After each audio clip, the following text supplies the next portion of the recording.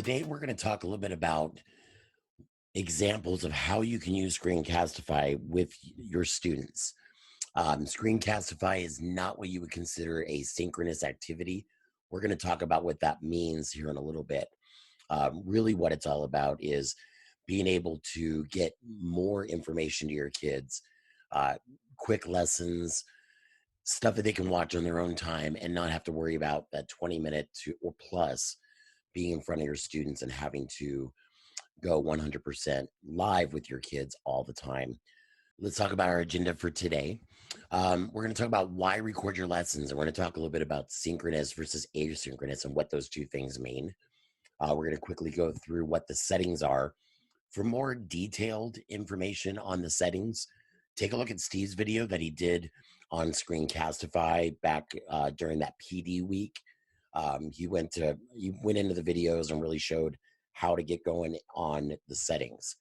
We're going to talk about different ways to use Screencastify for students. And then the most important part, now that you've got the videos, how do you get them to the students? Now, don't do this now, but do take down the bit.ly that's up at the very top. That link will take you to this presentation. So you'll have access to it. All you have to do is go to that link and you'll be able to view everything that you see here today. On that note, let's talk about why we're recording lessons. So based on the guidelines that came out, 20 minutes minimum is recommended, but again, it's not mandatory. So the question is what do you do during those 20 minutes of synchronous time?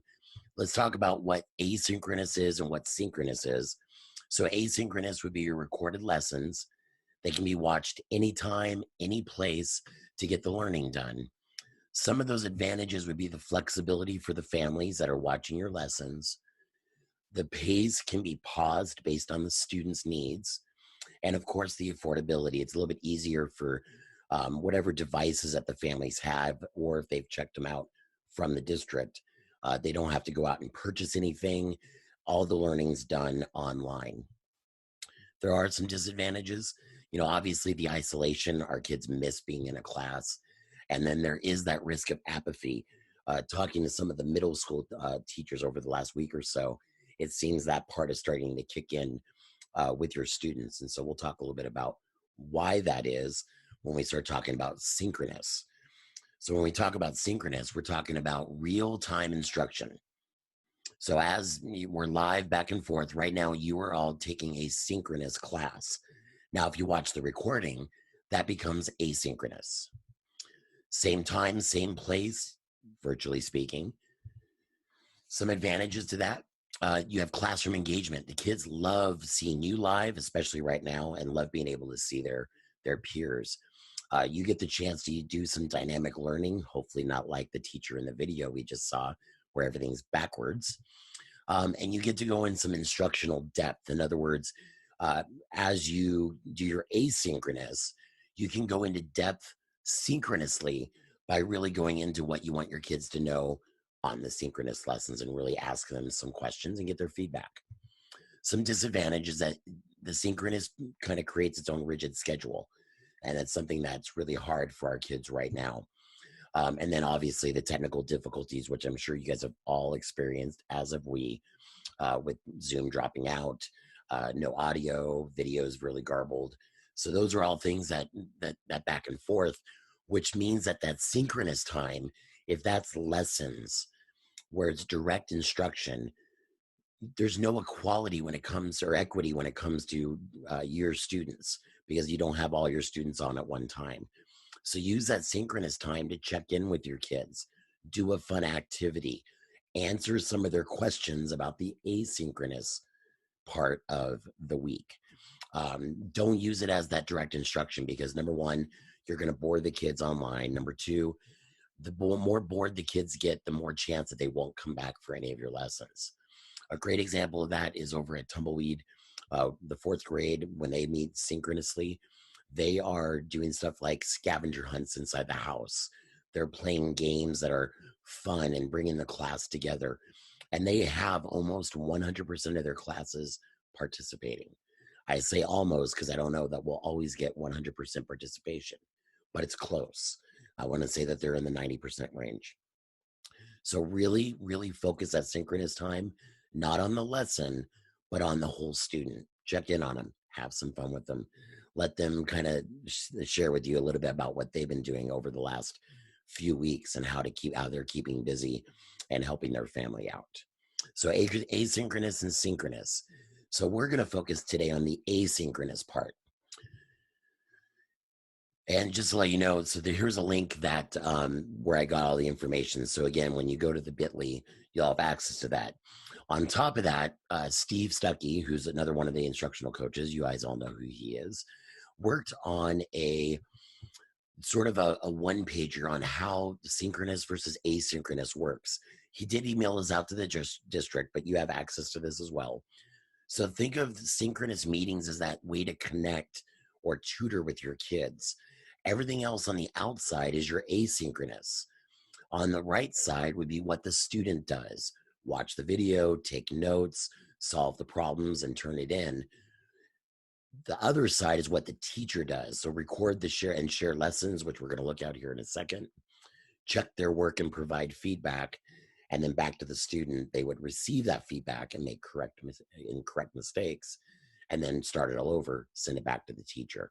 It's not about the grades, it's about the feedback. Here's our opportunity to really improve our students' depth of knowledge on some things. Pick one thing, allow them to develop that knowledge, and then move on. Don't think of it as grade and go, because once our kids get a grade, they're done, and there's very little time for them to provide any type of corrections because they're moving on to the next thing. They're no longer looking at what they've been working on. So on that note, we're going to take a look at some settings that are inside of Screencastify. So if you go up to the Screencastify, and this will loop as we're looking at it. When you open up the Screencastify menu, you have the browser tab, the desktop, and the webcam. The webcam will allow you to record yourself, maybe reading a book, and I'll show you an example what that looks like. Again, this will loop back and forth, or it should. Let me go ahead and turn that on. There we go. So the idea is that you can pick where you want your content to come from. The browser tab would be wherever you are in Chrome, the Chrome browser, whether you're on a Chromebook or on a desktop, laptop in Chrome. Just as a warning, because we do get these questions often, is, well, with Screencastify, how can I do that on an iPad? Right now, you can't. Until Screencastify creates an iPad app, you can't do that. So it's got to be done on a browser on either desktop, laptop, or a Chromebook. So inside of the menu, you've got the tab, like I was saying, inside Chrome. You have the desktop, which is everything you see on the desktop, including the browser. And then the webcam would be just you on your webcam. You have the ability to edit your microphone or embed your webcam on the other selections. There's a screen countdown, drawing tools. Like I said, more of that would be shown later on. So just a real quick way that we can take a look at Screencastify. So those are just the basic settings inside Screencastify. Like I said, I'm not going to go into depth because Steve already has. Go watch his video and he'll go into more in depth. What I want to be able to show you is really some examples of how to use Screencastify to reach out to your students. So here's example number one. This is a teacher out in Saugus, a good friend of mine. She did a read aloud using her webcam, and I'll go into what settings she used to make this video. Let me turn up the sound because I don't think it was up very high. Go ahead and take a look. All right. Brothers at Bat by Audrey Vernick. Let's get to the first page. Ooh, that's a good picture. Oh, the dedication page. I love the dedication page. This is who the author and the illustrator have written this story for and made these pictures for. So the author has written it for the Sarahs of past, present, and future. So I love the fact that she can actually show the video, talk a little bit about the dedication page, go over the parts of a book. It makes it real easy for her to do that. And then as she's reading to her kids, they get to see what she sees. Now the way that Sherry was able to record this is she has a webcam on her desktop that is removable. And this is my favorite part. One New Jersey town near the ocean back in the 1920s and 30s, you could hear the same door slam over and over. 3 brothers raced out. Out went 3 more. Okay, so far we have 3 plus 3. So we have 6. But wait a minute, there's more. And more. And still more. So we have a total of, let's count by 3s. 3, 6, 9, 12 brothers, all in one family. Whoops, forgot to turn on my phone. So yeah, so that's just a great way to be able to show a read aloud. It doesn't have to be you holding the book up so they see you, although that's always great, but being able to go through the parts of the book. So how did she do that? Let's take a look at that. The webcam was pointed down looking at the book. Again, she had a removable webcam. You may not have that. You may need to record it with your iPad or even hold it up and talk about it. That's okay too. But that's how she recorded it. I thought it was a great example. The camera can be pointed at you as well. Always, and you're going to see this on almost every time, a quiet area, in this case, to read or record. So the actual settings she used the webcam only, turned on her microphone, and then she confirmed that her webcam was selected. And then when she was ready, she hit that big blue record button and it gave her a countdown and she recorded. So just a real easy, quick way of using a read aloud using Screencastify. Here's another example.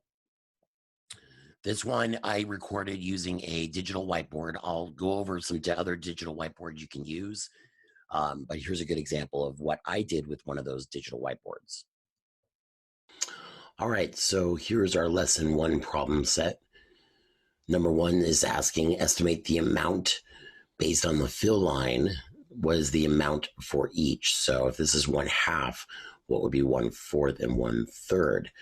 So if we take a look at where the fill line is, you can see that the fill line would be right here. So there's where the fill line is. And so now that video goes through, you'll be able to see me use some of the tools like the highlight, the mouse tool, and I'm using Screencastify to record this as well. So that's why I really like using these types of tools in here, because it does it really well. My computer was giving me a fit, and so it kept going black on some of it, and I couldn't get it to stop, but you'll get an idea. So that's using a digital whiteboard on just my desktop computer. So how did I do that? Very simple. I used tab recording or browser tab recording. I was recording using the canvas.apps.chrome. We'll talk a little bit about that, like I said, at the end. And yes, that is the web address. A quiet area to read or to record. This was a really, really big deal, because if you have your kids, and I know that's hard, or like in the video, the husband comes walking in while you're recording, it can make a big difference. And then I use the drawing tools to highlight the mouse pointer. That to me was a big deal as well. So you can see here on the settings, I use the browser tab. My microphone was on. I did not embed my webcam, but I'd made sure that the show drawing tools was used as well. And then I hit the big blue button. Here's another example of a teacher using Screencastify to show a presentation. Good morning. My name is Tony Serini, and I know what you're thinking. Swing dancing? Mr. Serini dances swing?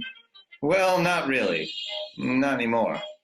I did dance swing some time ago, but alas, the wear of time and work and the lack of like-minded swing dancers led me to let go of this once joyful hobby. Still, I have fond enough memories of this dance that I decided to speak to you about some of the highlights of the dance. Now, to do this, I'm going to introduce 3 aspects of swing dance: its history, types of swing dance, and examples of swing moves. Now, if you're willing, come swing with me.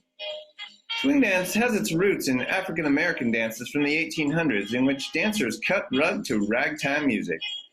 Today's swing, though, began in New York. All right, you get the idea.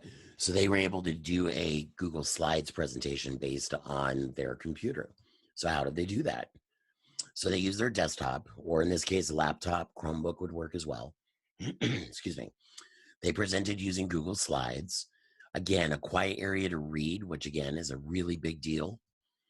So the settings that they used, they recorded their desktop on that one, made sure their microphone was enabled. Oops, let me go back one. Sorry about that. And then again, the same thing. They used the drawing tools. That way it was available if you needed. If we watched all 4 minutes of that video, you would see him using the drawing tools every so often. But I didn't want to sit there and go through the entire video for you guys. Again, hitting that big blue button. Here's another one, an English language arts lesson for metaphor and simile. On this side, the purple side, we've got the classroom was a zoo. That's a metaphor. Don't actually think the classroom was ever a zoo, but think about the image it conjures up in your mind when you read that as a sentence. Looking onto the orange side, sweet as a honeybee. You are as sweet as a honeybee. That also conjures up an image in your mind. So the purpose of having a metaphor is to paint a picture for the reader and to put that image vividly and clearly in the reader's mind's eye. So again, just a real easy way of using the presentation. So again, using desktop, laptop, or Chromebook. Presented using Google Slides. Again, a quiet area to do the work. And then the Screencastify settings on that one was the desktop again, using the microphone, whoops. And again, making sure that the countdown and the drawing tools were available. This teacher did not use the drawing tools, but she had them available just in case. Now, you can also have your students use the free version of Screencastify. They're limited to 5 minutes. Any more than that, our students would just ramble on. But here's an example of a student doing a presentation about giraffes. Why Giraffes Have Long Necks by Emily Osorio. Once there were 3 giraffes, one mama. So I'm going to pause this real quick. You can see a bit down here on the bottom right where it says Screencastify is sharing your screen. That's a Chromebook pop-up. So we know that the student's using a Chromebook to record this video. Giraffe, and the mom giraffe's name was Karen. She was 30 years old and had a British accent. And her 2 baby giraffes' names were Zuri and Jennifer. They had an Australian accent. They were the first giraffes to be alive. Every morning they went to go eat because the baby said, "Mother, I am hungry." Then one day the giraffes were taking a nap, and some hunters came along and shoved sticks down their throats. You get the idea. So again, students being able to use Screencastify would be awesome. A great way for them to show anything you really want them to. So again, the same settings that you would look at with the other ones. They use their desktop, laptop, or Chromebook, and they were able to record their tab or their desktop. So here's how you record your video. What do you do next? So here's a video that I created. And the reason I create these videos is because it's really hard to do live with you guys, because not a lot of the functions work because I'm recording and using camera and all that stuff with Zoom. So I record the video so you can see how it works. So take a look. So after you record your video, you get a tab very much like this one where you have your video here in the middle and it'll play. On the right-hand side, you'll get this copy shareable link, some more options you can look at, as well as some sharing tools. What I would recommend is you share to Classroom, and you'll get this pop-up that comes in, and after it loads, you'll pick your classroom. So I'll pick my test classroom, and I can choose to make this an assignment, ask the class a question based on this video, make an announcement to this class, or create material. So it makes it real easy to get it to the students. You give it your title. In this case, I'm making it a material. And so now I can give it a title like how to log into ClassLink. Please watch the video. There's a video attached. Here's my topic. I'm going to go ahead and I'll create a topic that says ClassLink, and now I can post. So I posted this directly from Screencastify. I don't have to worry about putting it anywhere because it's done. And so once that box disappears, you'll see you have posted your class and you can exit out. Again, you can publish to YouTube. All district employees have a YouTube account, whether you know it or not. You can send it in an email. So maybe it's a how-to video for a student and you want to email it to their parents, or you can generate a QR code, which the student can scan with their devices. So a whole lot of ways to get it to the student, just a matter of getting it to the student. You can also get the embed code. I wouldn't worry about this, but it'll allow you to embed it in a Google site if you are using a Google site. But yeah, being able to share, copy the link and put it into Class Dojo, put it into Remind, that can happen as well. So just a real easy way. You can also open an editor.